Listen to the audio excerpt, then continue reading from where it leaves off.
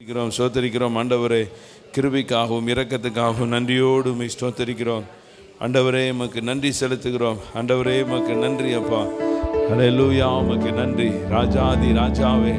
அப்பா உமக்கு நன்றி செலுத்துகிறோம். சேனைகளின் கர்த்தாவே உமக்கு நன்றி செலுத்துகிறோம் ஆண்டவரே. உமக்கு நன்றி ராஜா. மகா பரிசுத்தம் உள்ளவரே, மகா கிருபை நிறைந்தவரே, நன்றியோடு உம்மை ஸ்தோத்தரிக்கிறோம் ஆண்டவரே. கிருபைக்காகவும் இரக்கத்துக்காகவும் அன்புக்காகவும் தயவுக்காகவும் நன்றியோடு உம்மை ஸ்தோத்தரிக்கிறோம். சர்வவல்லமையுள்ள தேவனாகிய கர்த்தர், நீர் பரிசுத்தர், நீர் பரிசுத்தர், நீர் பரிசுத்தர். தயவுள்ள தேவன் நீர் பரிசுத்தர். மகிமையுள்ள தேவன் நீர் பரிசுத்தர். மகத்துவமுள்ள தேவன் நீர் பரிசுத்தர். மகாராஜா நீர் பரிசுத்தர். சேனைகளின் கர்த்தர் நீர் பரிசுத்தர். உண்மையுள்ள தேவன் நீர் பரிசுத்தர். சிங்காசனத்தில் வீற்றிருக்கிறவர் நீர் பரிசுத்தர். சகலத்தையும் புதிதாக்குகிறவர் நீர் பரிசுத்தர். என்னுடைய எல்லா குறைகள் குற்றங்கள் பாவங்களை மன்னிக்கிறவர் நீர் பரிசுத்தர். ஓ, எங்களுடைய அவிசுவாச குறைவுகளை மன்னிக்கிறவர் நீர் பரிசுத்தர். என்னுடைய பொய்களை மன்னிக்கிறவர் நீர் பரிசுத்தர். என்னுடைய எரிச்சல்களை எல்லாம் மன்னிக்கிறவர் நீர் பரிசுத்தர்.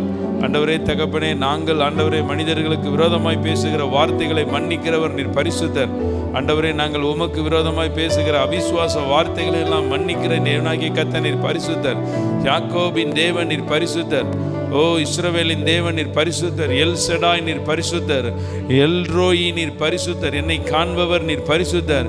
என்னை காப்பவர் நீர் பரிசுத்தர். கரம் பிடித்து நடத்துகிறவர் நீர் பரிசுத்தர். மனதார உம்மை துதிக்கிறேன், மனதார உம்மை ஸ்தோத்தரிக்கிறேன் ஆண்டவரே. உன்னதமானவரே உம்மை துதிக்கிறேன். உயிர்த்தெழுதலின் மகிமையை விளங்க பண்ணுகிறவரே உமக்கு ஸ்தோத்திரம். அல்லேலூயா. தாசரே இத்தரணியை அன்பால் இயேசுவுக்கு சொந்தமாக்குவோம். தாசரே இத்தரணியின் அன்பாய் இயேசுவுக்கு சொந்தமாக்குவோம். நேசமாய் இயேசுவை கூறுவோம், அவரை காண்பிப்போம், வெளிருள் நீக்குவோம், வெளிச்சம் வீசுவோம். நேசமாய் இயேசுவை கூறுவோம், அவரை காண்பிப்போம், மாவீருள் நீக்குவோம், வெளிச்சம் வீசுவோம். தாசரே இத்தரணியில் அன்பாய் இயேசுவுக்கு சொந்தமாக்குவோம். தாசரே இத்தரணியில் அன்பாய் இயேசுவுக்கு சொந்தமாக்குவோம். வருத்தப்பட்டு பாரம் சுமந்தோரை வருந்தி அன்பாய் அழைத்திடுவோம். வருத்தப்பட்டு பாரம் சுமந்தோரை வருந்தி அன்பாய் அழைத்திடுவோம்.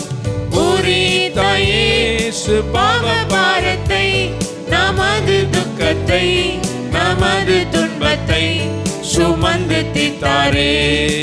உரித்த இயேசு பாவ பாரத்தை, நமது துக்கத்தை, நமது துன்பத்தை சுமந்து தீர்த்தாரே. தாசரே இத்தரணியை அன்பாய் இயேசுவுக்கு சொந்தமாக்குவோம். ஆமென். தாசரே இத்தரணியை அன்பாய் இயேசுவுக்கு சொந்தமாக்குவோம். நெருக்கப்பட்டு ஒடுக்கப்பட்டோரை நீசரை நாம் உயர்த்திடுவோம். நெருக்கப்பட்டு ஒடுக்கப்பட்டோரை நீசரை நாம் உயர்த்திடுவோம். பொறுக்கவொண்ணா கஷ்டத்துக்குள், நிஷ்டூரத்துக்குள், படுகொலிக்குள் விழுந்தனரே. பொறுக்கவொண்ணா கஷ்டத்துக்குள், நிஷ்டூரத்துக்குள், படுகொலிக்குள் விழுந்தனரே. தாசரே இத்தரணியை அன்பாய் இயேசுவுக்கு சொந்தமாக்குவோம். தாசரே இத்தரணியை அன்பாய் இயேசுவுக்கு சொந்தமாக்குவோம். பசியிற்றோர்க்கும் பிணியாளிகளுக்கு பட்சமாக உதவி செய்வோம். பசியிற்றோர்க்கும் பிணியாளிகளுக்கு பட்சமாக உதவி செய்வோம். உசித நன்மைகள் நிறைந்து தம்மை மறந்து இயேசு கனிந்து திரிந்தனரே. உசித நன்மைகள் நிறைந்து தம்மை மறந்து இயேசு கனிந்து திரிந்தனரே. தாசரே இத்தரணியை அன்பாய் இயேசுவுக்கு சொந்தமாக்குவோம். தாசரே இத்தரணியை அன்பாய் இயேசுவுக்கு சொந்தமாக்குவோம். மார்க்கம் தப்பி நடப்போரை சத்திய வழிக்குள் வந்திட செய்திடுவோம். ஆமென். மார்க்கம் தப்பி நடப்போரை சத்திய வழிக்குள் வந்திட சேர்த்திடுவோம். ஊக்கமாக ஜெபித்திடுவோம். நாம் முயன்றிடுவோம். நாம் உழைத்திடுவோம். நாம் ஜெயித்திடுவோம். ஊக்கமாக ஜெபித்திடுவோம். நாம் முயன்றிடுவோம். நாம் உழைத்திடுவோம். நாம் ஜெபித்திடுவோம். தாசரே இத்தரணியை அன்பாய் இயேசுவுக்கு சொந்தமாக்குவோம். தாசரே இத்தரணியை அன்பாய் இயேசுவுக்கு சொந்தமாக்குவோம். நெருக்கப்பட்டும் ஒடுக்கப்பட்டும் இருந்தார். நம்முடைய வாழ்க்கையில் எல்லா நெருக்கங்கள் மாறுவதற்காக. அதனால் இந்த நேரத்தில் அந்த நெருக்கப்பட்ட அந்த சூழ்நிலையில் அவர் நமக்காக பரிதவிக்கிற ஒரு தேவனாக இருந்தார். அதனால் நான் அவரை இன்னும் ஒரு 5 நிமிடத்தில் நம்ம ஆராதனை நிறைவு செய்ய போகிறோம். இந்த நேரத்தில் கர்த்தர் உங்கள் வாழ்க்கையில் சில காரியங்கள் இன்னும் நடக்காமல் இருக்கிறது. ஜெபித்து ஜெபித்து அந்த காரியங்களுக்காய் கூட இந்த காலை நேரத்தில் அப்படியே நன்றி பலிகளை சொல்லுங்கள். ஆண்டவரே, என்னுடைய வாழ்க்கையில் நான் இந்த காரியத்துக்கு ஜெபிக்கிறேன், அது இன்னும் எனக்கு நடக்கலை, நான் அதற்காக நன்றி செலுத்துகிறேன். இன்னும் வாழ்க்கையில் நான் எதிர்பார்த்தது எனக்கு கையில் வந்து சேரலை, அதற்காக நான் ஸ்தோத்திரம் பண்ணுகிறேன். என்னுடைய சூழ்நிலைகள் விரதமாக இருக்கிறதான்னு சொல்லி நீங்கள் எல்லாம் ஆண்டவரே ஒரு 5 நிமிடம் ஸ்தோத்திரம் பண்ணுங்க. பாப்பா, ஆண்டவரே உமக்கு ஸ்தோத்திரம் ஐயா. எல்லாம் நிறைவேறாத நடக்காத காரியங்கள் எல்லாவற்றுக்கும் நீங்கள் மனதார நன்றி சொல்லுகிற இந்த நேரத்தில் கர்த்தர் பெரிதான காரியத்தை உங்கள் வாழ்க்கையில் செய்வார்.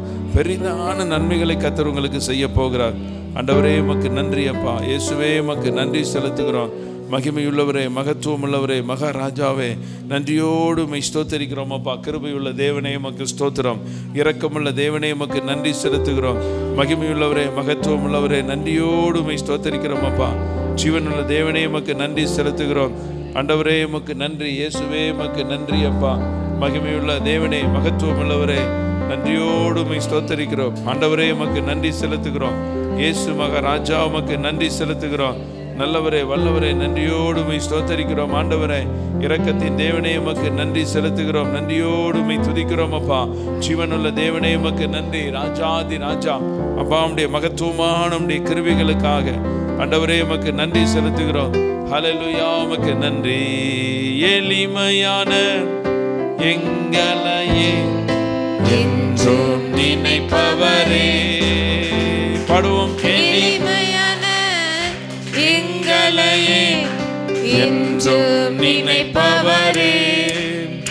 எங்கள் ஒளிமயமே, துணையாளரே, உள்ளத்தின் ஆறுதலே.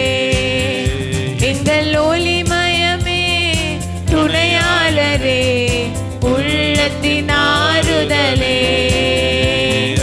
வாழ்க வாழ்க உம் நாமம் வாழ்க. ஐயா வாழ்க வாழ்க உம் நாமம் வாழ்க. குறை நீக்கும் வல்லவரே, கோடி சோத்திரமே.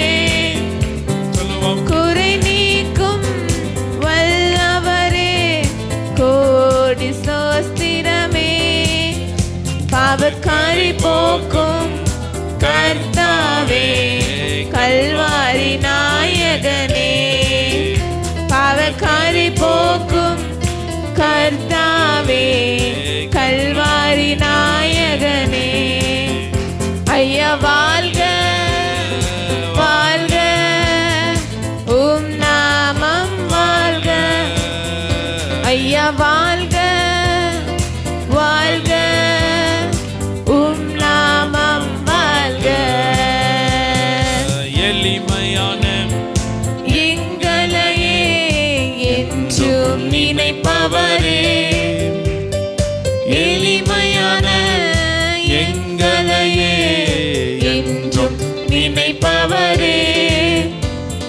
எங்கள் ஒளிமயமே துணையாளரே, உள்ளத்தின் ஆறுதலே. எங்கள் ஒளிமயமே துணையாளரே, உள்ளத்தின் ஆறுதலே. ஐயா வாழ்க வாழ்க, உம் நாமம் வாழ்க. ஐயா வாழ்க வாழ்க, உம் நாமம் வாழ்க.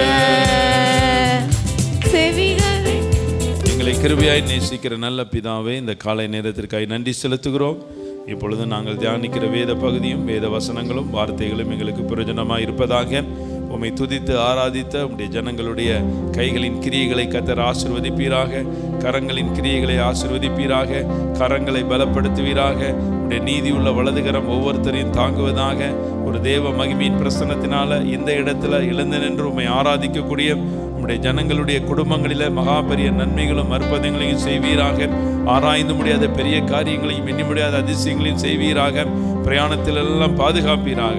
இப்பொழுது உம்முடைய கரத்துக்குள் எங்களை தாழ்த்தி தருகிறோம். இயேசு கிறிஸ்து மூலமாய் ஜெபிக்கிறோம் நல்ல பிதாவே, ஆமேன் ஆமேன். எல்லாரும் உட்காருவோம், எல்லாரும் உட்காருங்க. ஆமேன்.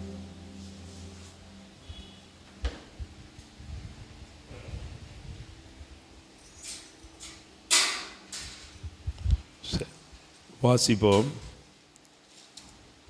ஏசாயா தீர்க்கதரிசியின் புஸ்தகம் 53ஆம் அதிகாரம், 53ஆம் அதிகாரத்தினுடைய 7வது வசனத்தை ஒருத்தர் வாசிங்க. அவர் நெருக்கப்பட்டும் ஒடுக்கப்பட்டும் இருந்தார்,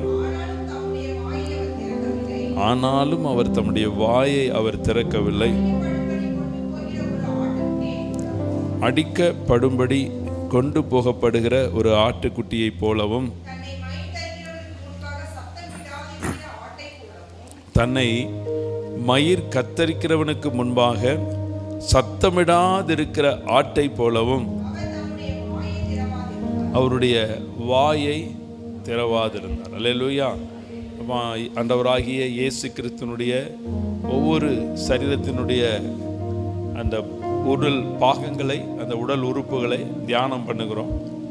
கடந்த நாட்களில் பாதம், அதை நம்ம தியானம் பண்ணிட்டோம். இந்த நாளில் அவருடைய வாய், அல்லேலூயா, அந்த வாயை தான் நம்ம தியானிக்க போகிறோம். புதிதாக வாய் எதுக்கெல்லாம் உபயோகப்படுது? வாய் சாப்பிட்றதுக்கு, பேசுறதுக்கு. நம்ம வாய் வந்து ஒரு பீரோல் மாதிரி. வாய்க்குள்ளே தான் பல்லு, வாய்க்குள்ளே தான் உதடு, வாய் மேலே உதடு, நாக்கு, இப்படி நிறைய காரியங்களை சொல்லலாம். மனுஷனுக்கு அந்த வாய்க்குள்ளே தான் உமிழ் நீர் சுரக்கு. இயேசு கிறிஸ்துவினுடைய உமிழ் நீரை கூட நம்ம என்ன பண்ண போகிறோம்? தியானிக்க போகிறோம். அப்போது ஆண்டவருடைய ஒரு வார்த்தையில் பெரிய வல்லமையெல்லாம் உண்டு. ஒரே வார்த்தையில், ஒரே ஒரு வார்த்தை சொல்லும் போதும் கர்த்தாவே அப்பொழுது என்னுடைய வேலைக்காரன் அப்படின்னு சொல்லி அந்த ஒரு வார்த்தையை கூட அந்த நாட்களில் இருந்தவங்க கனப்படுத்தியிருக்காங்க. அப்போ இந்த இடத்துல ஏசாயா 53ஆம் அதிகாரம் நீங்கள் வீட்டில் போய் நீங்கள் முழுவதும் வாசித்து பார்த்தீங்கன்னா, ஏசாயா தீர்க்கதரிசி இயேசு கிறிஸ்துவனுடைய பாடு, மரணம், சிலுவையை குறித்து சொன்ன ஒரு வேத பகுதி தான் இந்த ஏசாயா 53ஆம் அதிகாரம். அநேக பெரிய வெள்ளிக்கிழமை நாட்களில் இந்த முழு அதிகாரத்தை வேத பாடகமாக வாசிப்பாங்க. நிறைய காரியம் இருக்கும். அவர் சிலுவையில் சென்ற அந்த பாதையை அப்படியே அவங்க தீர்க்க தரிசனமாக அந்த ஏசாயா தீர்க்க தரிசி சொல்லியிருக்கிற ஒரு காரியமாக இருக்கிறது. அப்போது நீங்கள் நல்லா தெரிந்து கொள்ளுங்க, இந்த இடத்துல 2 முறை ஆனாலும் தம்முடைய வாயை அவர் திறக்கவில்லை, அவர் தம்முடைய வாயை திறவாதிருந்தார் என்று சொல்லி அவருடைய வாயை குறித்து 2 முறை சொல்லப்பட்டிருக்கிறது. இந்த இடத்துல, இந்த வேத பகுதியில் சொல்லப்பட்டிருக்கிற முக்கியமான சரீரத்தின் உறுப்பு வாய். இப்போ இந்த 53ஆம் அதிகாரம் முழுவதும் நீங்கள் வாசித்து பார்த்தீங்கன்னா அவருடைய தோற்றத்தை குறித்தும் அவருடைய வாயை குறித்தும் சொல்லப்பட்டிருக்கும். அதிகமாக அதுதான். இளங்கிளையை போலவும் வறண்ட நிலத்திலிருந்து துளிர்க்கிற வேரை போலவும் அவனுக்கு முன்பாக எழும்புகிறார். அவருக்கு அழகும் இல்லை, சௌந்தரியமும் இல்லை. அவரை பார்க்கும்போது நாம் அவரை விரும்பத்தக்க ரூபம் அவருக்கு இல்லாதிருந்தது அப்படின்னு சொல்லி. அவர் சாரோனின் ரோஜா, மருதோன்றி பூங்கொத்து, வெள்ளை போல செண்டு அப்படின்னு சொல்லி அவருடைய அழகை எல்லாம் என்ன பண்றாங்க, வர்ணிக்கிறாங்க. ஆனா சிலுவைக்கு செல்லும் பொழுது அவரை பார்க்கும்போது நாம் அவரை விரும்பத்தக்க ரூபம் அவருக்கு இல்லாதிருந்தது அப்படின்னு சொல்லி அந்த சிலுவை அந்த பாடுகளின் நேரத்தில் எத்தனை பேர் சிலுவையில் தொங்குகிற அந்த இயேசு கிறிஸ்துவனுடைய உருவத்தெல்லாம் பார்த்துருக்கீங்களா? விரும்பத்தக்க ரூபம் இருக்கா? கஷ்டமாக இருக்கும். நீங்கள் கோயம்புத்தூரில் மைக்கேல் சர்ச், ஆர்சி சர்ச் இருக்குது, அந்த சர்ச்சுக்கு போனீங்கன்னா அங்கே ஆல்டரில் இயேசு கிறிஸ்து அந்த சிலுவையில் அடிக்கப்பட்டது நீ பார்த்துருக்கியா? பார்த்தீங்கன்னா ரொம்ப நமக்கே கஷ்டமாக இருக்கும். நான் பார்த்துட்டு எனக்கு ரொம்ப அது ஒரு சிலுவை தான், அது ஒரு சுரூபம் தான், அது ஒரு தோற்றமாக அதை அவங்க அந்த இதை செஞ்சுருக்காங்க. ஆனால் அதை பார்க்கும்போதே அவ்வளோ கஷ்டமாக இருந்துச்சு. அப்போ தான் ஆண்டவர் எனக்கு இந்த வார்த்தையை ஞாபகப்படுத்தினார். அவரிடத்துல விரும்பத்தக்க ரூபம் இல்லாதிருந்தது அப்படின்னு சொல்லி இந்த காரியங்கள் எல்லாம் அந்த ஏசாயா 53ஆம் அதிகாரத்தில் சொல்லப்பட்டிருக்குது. இன்னைக்கு நம்ம சுருக்கமாக தியானிக்கக்கூடிய ஒரு காரியம் என்ன அப்படின்னு பார்த்தீங்கன்னா, அவர் தம்முடைய வாயை திறவாதிருந்தார், தம்முடைய வாயை அவர் திறக்கவில்லை. இப்போ மனிதர்களாகிய நாம் இருக்கிறோம், நம்முடைய வாய் நமக்கு ரொம்ப முக்கியம். வாய் ரொம்ப ரொம்ப முக்கியம். வாயின் வார்த்தைகள் அதை விட ரொம்ப முக்கியம். வாயின் வார்த்தைகள் கணக்கு வைக்கப்படுது. மனுஷன் பேசும் வீணான ஒவ்வொரு வார்த்தைக்கும் என்ன பண்ணணும், கணக்கு ஒப்புவிக்கணும். எப்போ? வருகையின் நாட்கள்ல. உங்களுக்கு தெரியுமா? அதனால நம்ம உலகத்துக்குள்ள போய் பேசும்போதும் நீ தேவ சமூகத்தில் மனம் பதறி துணிகரமாய் ஒரு வார்த்தையும் பேசாமல் இருப்பாயாக அப்படின்னு வசனம் இருக்கு. தேவ சமூகத்தில் மனம் பதறி துணிகரமாக என்ன பண்ணக்கூடாது, பேசக்கூடாது. அப்படிலாம் சில வார்த்தைகளை குறித்து அநேகம் சொல்லப்பட்டு. எஸ்தர் ராஜாத்தினுடைய காலத்தில் மொர்தெகாய் போய் எஸ்தர்கிட்ட சொல்கிறாரு, நீ மௌனமாக இருந்தால் இந்த காலத்தில் யூதருக்கு வேறு இடத்துல சகாயம் புறப்படும் அப்படின்னு சொல்லி அவளை பேச வைக்கிறார். அவளும் மௌனமாக தான் இருக்கா. ஆனால் அவள் போய் அந்த ராஜ சமூகத்தில் பேசுவதற்கு அந்த மொர்தெகாய் கற்றுக் கொடுக்குறான், நீ பேசணும் அப்படின்ட்டு. இப்போ கர்த்தருடைய பிள்ளைகள் பேச வேண்டிய நேரத்திலையும் பேசணும், பேசாமல் இருக்க வேண்டிய நேரத்தில் அமைதியாக இருக்கணும். இப்போ இந்த இடத்துல கற்றுக் கொடுக்கக்கூடிய ஒரு பாடம் என்ன அப்படின்னு பார்த்தீங்கன்னா, அவர் சிலுவைக்கு போக போகிறாரு, ஒரு மிகப்பெரிய பாடு அவருக்கு வரப்போகிறது, தன்னுடைய இரத்தத்தை சிந்த போகிறார், ஜனங்களுக்காக அடிக்கப்பட்டு தன்னுடைய உடம்புகளில் தழும்புகளை ஏற்றுக்கொள்ள போகிறார். இப்படிப்பட்ட ஒரு பாடுகளின் காரியம் அவருடைய வாழ்க்கையில் அது வைக்கப்பட்டிருக்கிறது. அதை பிதாவும் அறிந்திருந்தார், இயேசு கிறிஸ்துவும் அறிந்திருந்தார். அதனால் அவர் என்ன பண்ணார், கெத்செமனே தோட்டத்தில் போய் தன்னை வருத்தி தன்னுடைய வேர்வை கூட இரத்தமாக சிந்தும்படியாக, அப்பா பிதாவே இந்த பாத்திரம் என்னை விட்டு நீங்க கூடுமானா நீங்குவதற்கு உதவி செய்யுங்க அப்படின்னு சொல்லி வருந்தி ஜெபம் பண்றாரு. தூதர்கள் கூட அந்த இடத்துல அவரை பலப்படுத்துறாங்க. இப்படியெல்லாம் இருந்தால் கூட அந்த சிலுவை அந்த பாடுகளின் நேரத்தில் போகும்பொழுது ஏரோது விசாரிக்கிறார், பொந்தி பிலாத்து விசாரிக்கிறார். அந்த விசாரணையின் போது அவர் தன்னுடைய நியாயத்தை சொன்னாரா தன்னுடைய சைடில் இருந்த நியாயத்தை. இப்போ நம்மளுக்கு நீதிமன்றத்தில் வழக்கு அப்படின்னா வாதி பிரதிவாதி ரெண்டு பேரும் அவருடைய தரப்பு வாதங்களையும் நியாயங்களையும் சொல்வதற்கு வாய்ப்பு கொடுக்கப்படுது. வாதாடுவதற்கு வக்கீலும் ரெண்டு பேரும் வைத்துக் கொள்ளலாம். இப்படியெல்லாம் உலகத்தில் ஒரு நடைமுறை இருக்குது. அப்போ இயேசு கிறிஸ்து தன்னுடைய வாயை திறக்கவே இல்லை. அந்த நேரத்தில் நான் தகாததொன்றும் பேசவில்லையே அப்படின்லாம் அவர் சொல்றார். அமைதியாக அந்த அந்த அந்த பாதைகளை அவர் ஏற்றுக்கொள்ளுகிறார். முடிவில் என்ன அப்படின்னு பார்த்தீங்கன்னா, ராஜா சொல்றாரு, இந்த மனிதனிடத்துல ஒரு குறைவையும் நான் என்ன பண்ணல, காணவில்லை.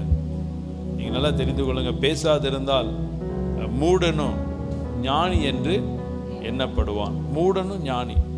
அப்போ சில நேரங்களில் நம்ம பேசாமல் இருக்கணும். எப்போ பேசாமல் இருக்கணும், நம்ம வாழ்க்கையில் சில கஷ்டங்கள், சில பாடுகள், சில பிரச்சனைகள், போராட்டங்கள் வரக்கூடிய நேரத்தில் மனிதர்களிடத்தில் போய் நம்மளுடைய குறைகளை சொல்லாதபடி, சில நேரங்களில் தேவ சமூகத்தில் நீங்கள் அமர்ந்திருந்து ஜபிக்கிறதும் தேவ சமூகத்தில் வாயை திறக்கிறதும் உங்களுக்கு ஒரு பெரிய ஆசீர்வாதம். அல்லேலூயா. நீங்கள் சபையில் உண்மையாக வாயை திறந்து கர்த்தரை ஆராதிக்கிறது ஒரு பெரிய ஒரு ஆசீர்வாதம். அதே நேரத்தில் நம்ம மனம் பதறி சில நேரங்கள் அவிசுவாசமான வார்த்தைகளை சொல்லாமல் இருக்கிறது ஒரு ஆசீர்வாதம். நீதிமொழிகள் நம்மெல்லாம் வாசிக்கிறபடி மரணமும் ஜீவனும் நாவின் அதிகாரத்தில் இருக்கும். அப்படிப்பட்ட வல்லமையை நம்மளுடைய வாயில் உள்ள நாக்குக்கு கர்த்தர் வச்சிருக்கிறார். அந்த வார்த்தைக்கு பவர் வச்சிருக்கிறார். அப்போ அவர் வாயை திறக்காமல் இருந்தார். இப்போ இன்னைக்கு இன்னிலேருந்து 34 நாள் இருக்குது இந்த 40 நாள் முடிவதற்கு. நான் நேற்று மாலை ஜெபத்தில் சொன்னேன், நீங்கள் உங்கள் வாழ்க்கையில் கர்த்தர் செஞ்ச ஒரு 5 பெரிய அற்புதமாக இருக்கணும். அதையெல்லாம் எழுதுங்க. ஒரு பக்கம் ஒரு ஒரு சின்ன வெள்ளை பேப்பர் எடுத்து அதில் ஒரு 5 அற்புதத்தை எழுதுங்க. பின்பக்கம் திரும்பி உங்கள் வாழ்க்கையில் நீங்கள் எதிர்பார்க்கிற அற்புதம் பெருசாக இருக்கணும். பெரிதான ஒரு 5 அற்புதத்தை நீங்கள் எழுதுங்க. ஏற்கனவே செஞ்ச நன்மைகளுக்கு தினமும் காலையில் எந்திரிச்ச உடனே ஒரு எக்ஸசைஸ் உங்களுக்கு வீட்டில் போய் இன்றைக்கி எப்படியாவது எழுதிருங்க. ஒரு 5 அற்புதம் உங்கள் வாழ்க்கையில் செஞ்சது பெரிய பெருசாக இருக்கணும். காலையில் எழுந்த உடனே நீங்கள் ஆராதனைக்கு புறப்படுறதுக்கு முன்னாடி 5 அற்புதத்துக்காக நீங்கள் உண்மையாக நல்ல நன்றி சொல்லுங்கள். ஆண்டவரே, இதெல்லாம் என் வாழ்க்கையில் செஞ்சீங்க. மரண பள்ளத்தாக்கில் என்னை பாதுகாத்தீங்க. நான் ரொம்ப நெருக்கப்பட்ட நேரத்தில் நீர் எனக்கு துணையாக இருந்தீங்க. மனிதர்கள் நம்பின நேரத்தில் நீர் என்னை கைவிடாமல். எது வேணாலும் நீங்கள் எழுதலாம். அதுக்கு நீங்கள் நன்றி சொல்லிடுங்க. அடுத்தால நிறைவேறாத காரியம், பெருசாக இருக்கக்கூடிய காரியத்தை 5 எழுதிட்டு, ஆண்டவரே இதை நீங்கள் நிறைவேற்ற போகிறீங்கன்னு சொல்லி நீங்கள் ஸ்தோத்திரம் மாத்திரம் சொல்லுங்கள். கர்த்தர் உங்கள் வாழ்க்கையில் இந்த 40 நாள் முடியும் பொழுது அதை நடத்தி கொடுத்துருவார். அல்லேலூயா. எத்தனை பேர் விசுவாசிக்கிறீங்க? நிச்சயமாக உங்கள் வாழ்க்கையில் நடக்க போகுது. அப்போ ஒரு வாயை திறக்கலை. அவருடைய ஒரு வார்த்தையில் அவ்வளவு வல்லமை உண்டு. கெத்செமனே தோட்டத்தில் அந்த ஜெபித்து கொண்டிருக்கிற நேரத்தில் போர் சேவகர்களெல்லாம் போயிருந்தாங்க. போய் பார்த்தீங்கன்னா அங்கே இயேசு கிறிஸ்துவை தேடுறாங்க. அவர் போய் கேட்குறார், யாரை தேடுறீங்க? தெளிவாக சொல்கிறாங்க, நசரேயனாகிய இயேசு கிறிஸ்துவை தேடுகிறோம். அவர் ஒரே வார்த்தை தான் சொல்கிறார், நான் தான் அப்படின்னு சொன்ன உடனே எல்லா சேவர்களும் பின்னிட்டு விழுந்துட்டாங்க. ஒரு வார்த்தைக்கு அவ்வளோ வல்லமை. நீங்கள் யோசிச்சு பாருங்கள், ஒரு இராணுவ வீரர் அவ்வளோ சீக்கிரத்தில் நீங்கள் தள்ளி விட்டு பாட்டுருங்க, தள்ளி விட முடியாது, தள்ள முடியாது அவ்வளோ சீக்கிரத்தில். அவ்வளவு அவன் ஸ்ட்ரென்த்தாக இருப்பாங்க. ஆனால் அவருடைய வார்த்தையெல்லாம் அத்தனை பேரும் விழுந்துருந்தாங்க. அவ்வளவு பவர் அவருடைய வார்த்தை. அப்போ இந்த நாளில் நம்ம இன்னைக்கு கற்றுக்கொள்ள வேண்டிய காரியம், அவர் வாயை திறவாதிருந்தார். அதனால தேவ பிள்ளைகளை, நீங்கள் உங்களுடைய வாய் இந்த 40 நாள் அதிகமாக வேத வசனத்தை வாசிப்பதற்கு, கர்த்தரை துதிப்பதற்கு, ஆராதிப்பதற்கு, உங்களுடைய விண்ணப்பங்களை சொல்லுவதற்கு மாத்திரம் நீங்கள் பயன்படுத்துங்க.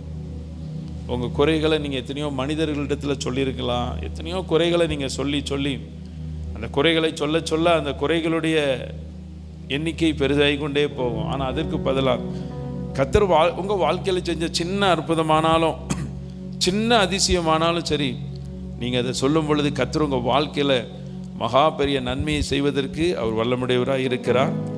இன்னொரு காரியம், இதே ஏசாயா 53ஆம் அதிகாரத்தினுடைய 10வது வசனத்தை வாசிங்க பார்ப்போம். 10.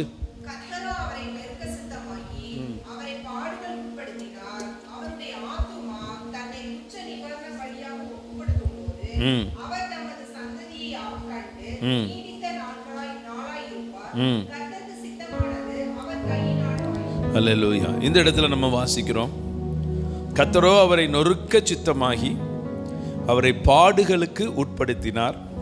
அவருடைய ஆத்துமா தன்னை குற்ற நிவாரண பலியாக ஒப்பு கொடுக்கும்போது அவர் தமது சந்ததியை கண்டு நீடித்த நாளாய் இருப்பார். கர்த்தருக்கு சித்தமானது அவர் கையினாலே வாய்க்கும். அவர் பாருங்க, வாயை திறக்காம கெத்செமனே தோட்டத்தில் போய் வியாகுலப்பட்டு ஜெபிக்கிறார். ரத்தமெல்லாம் வேர்வை துளியெல்லாம் ரத்தமாக போகுது. ஆனால் பிதா அவரை என்ன பண்ணார்? நொறுக்க சித்தமானார். இப்போ உங்கள் வாழ்க்கையில் சில நேரங்களில் சில பாதுகாப்புக்கு நம்ம ஜெபிக்கலாம், ஏதோ ஒரு காரியத்துக்கு நம்ம ஜெபித்து கொண்டே இருக்கலாம். ஆனால் ஆண்டவர் நேர்மாறாக நம்ம வாழ்க்கையில் சில காரியங்களுக்கு நம்மளை ஒப்பு கொடுத்துருவார். நாங்கள் சில காரியங்களுக்கெல்லாம் ஜெபிப்போம், ஆனால் நேர்மாறாக நடக்கும். நேர்மாறாக நடந்தோடனே நம்முடைய ஜெபம் கேட்டிருக்கா, கேட்கப்படலையா? கேட்டிருக்குது. அல்லேலூயா. அப்போ யோபினுடைய வாழ்க்கையில் எல்லாம் இழந்துட்டான். பிசாசு சொல்கிறான், அவனுக்கு உண்டான எல்லாத்தையும் எடுத்துட்டீங்க, அப்போ அவன் புகழ்ந்து பேசுகிறானா, போற்றுறானா பார்ப்போம். நீர் அவனுக்குரிய எல்லாத்தையும் வேலி அடைத்தலாம் வச்சிருக்கிறீரு, அதனால் அவன் பேசுகிறான் அப்படின்றார். இப்போ ஆண்டவர் மறுபடியும் உத்தரவு கொடுக்குறாரு, போ மறுபடியும் பார் அப்படின்னா அவன் அழகாக என்ன பண்ணுறான்? கர்த்தர் கொடுத்தார், கர்த்தர் எடுத்தார், கர்த்தருடைய பரிசுத்த நாமத்துக்கு ஸ்தோத்திரம், அவ்வளோதான், மகிமைப்படுத்திட்டு போயிட்டான். இங்கே இயேசு கிறிஸ்துவும் அப்படிதான். இந்த கெத்செமனே தோட்டத்தில் ஜெபித்த ஜெபத்துக்கு பிதாவிடத்திலிருந்து அவருக்கு பதில் வரல. பதில் வந்துச்சா வரலையா? வரல தானே.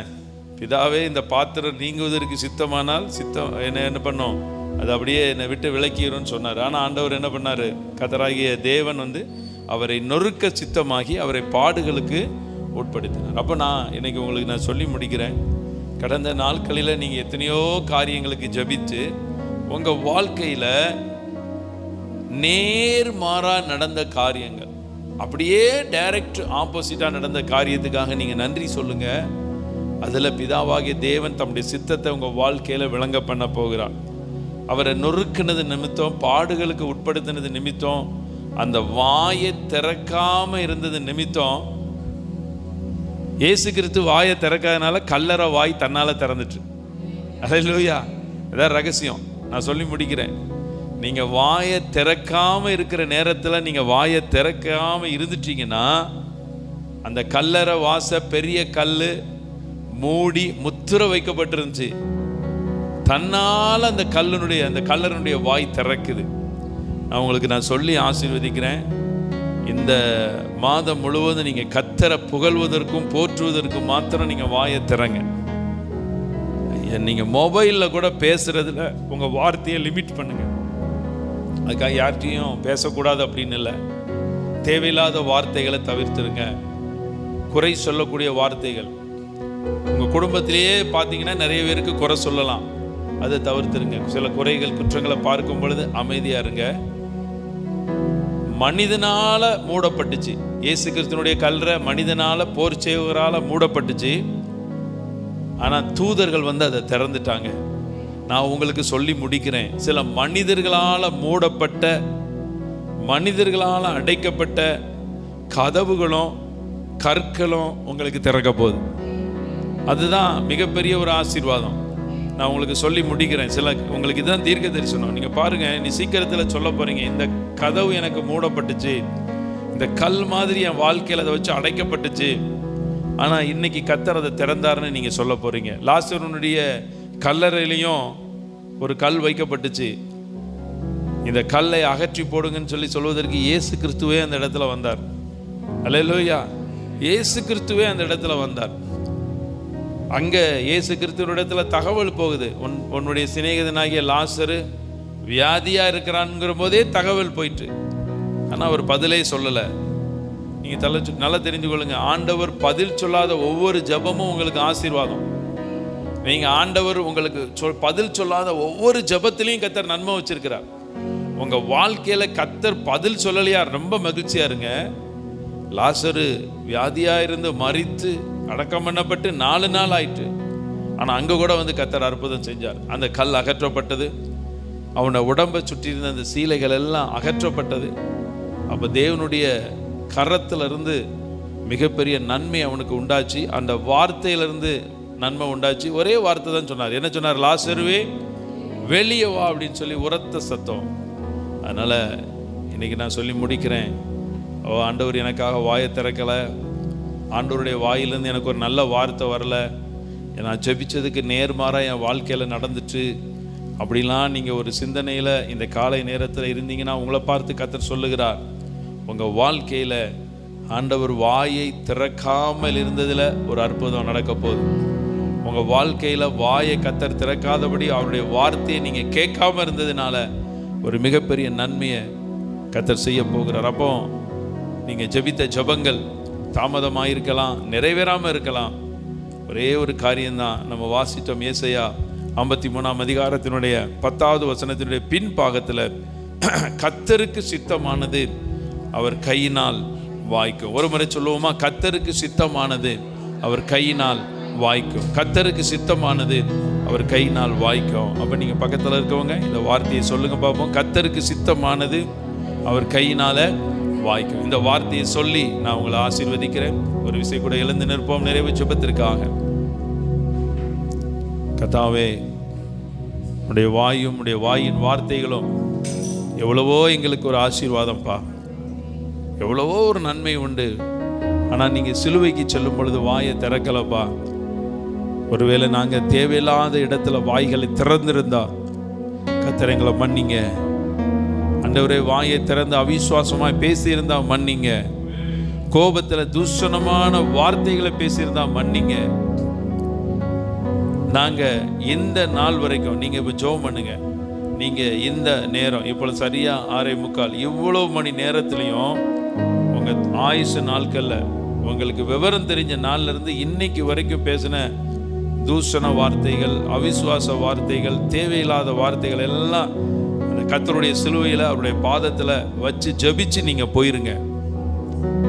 கர்த்தர் அதெல்லாம் மன்னிக்கிறார். உங்களுடைய வாயின் வார்த்தைகளுக்கு தக்கபடி பதில் கொடுக்காதபடி மரணமும் ஜீவனும் நாவின் அதிகாரத்தில் இருக்கும். அதனால் நீங்கள் ஜெபம் பண்ணுங்க. ஆண்டவரே, இந்த காரியத்தை நீங்கள் அடிக்கடி கர்த்தரை குறித்து மகிமைப்படுத்தாதபடி சொல்லக்கூடிய வீணான வார்த்தைகளை நீங்கள் தேவ சமூகத்தில் அறிக்கைட்டுருங்க. பல வருஷமாக நீங்கள் நெருக்கத்தில் இருக்கிறான், பல ஆண்டுகளா, பல மாதங்களா. ஆனால் கர்த்தர் இந்த வருடம், இந்த 2025 வருடம் நிச்சயமாக உங்கள் வாழ்க்கையில் மாறத்தான் போகிறது. ஒரு மாற்றத்தை கொண்டு வர போகிறார். கிருபையாய் நேசிக்கிற நல்ல பிதாவே, இந்த நல்ல காலை நேரத்திற்காக நன்றி செலுத்துகிறோம். இந்த நாளில் வந்திருக்கிற ஒவ்வொருத்தரையும் நாங்கள் ஆசீர்வதிக்கிறோம். கர்த்தருக்கு சித்தமானது அவருடைய கையினால் வாய்க்கும். இந்த காலை நேரத்தில் உடைய சமூகத்தில் ஜெபிக்கிற உடைய ஜனங்களுக்காக உமக்கு சித்தமான நன்மைகள் எல்லாம் அவர்களுக்கு வாய்ப்பதாக, குடும்பத்தின் காரியத்தில் நன்மைகள் வாய்ப்பதாக, சுகம் வாய்ப்பதாக, ஆண்டவரே சமாதானம் வாய்ப்பதாக, ஆண்டவரே சத்துருக்கு விரோதமாய் என் தேவனாகிய கர்த்தருடைய கரத்தின் வல்லமை அவர்களுக்கு ஆதரவாயிருந்து ஒரு ஜெயம் அவர்களுக்கு வாய்ப்பதாக, ஒரு தேவ கரத்தினாலும் உடைய வல்லமையினாலும் எங்களை காத்துக்கொள்ளுங்க. இயேசு கிறிஸ்து மூலமாய் ஜெபிக்கிறோம் நல்ல பிதாவே, ஆமேன் ஆமேன். சேர்ந்து சொல்லுவோம். என் ஆத்துமாவே கர்த்தரை ஸ்தோத்திரி, என் முழு உள்ளமே பரிசுத்த நாமத்தை ஸ்தோத்திரி. என் ஆத்துமாவே கர்த்தரை ஸ்தோத்திரி, கர்த்தர் செய்த சகல உபகாரங்களையும் மறவாதே. ஆமேன் ஆமேன். அல்லேலூயா அல்லேலூயா. கர்த்தர் உங்களை ஆசீர்வதிப்பாராக. God bless you. ஆமேன்.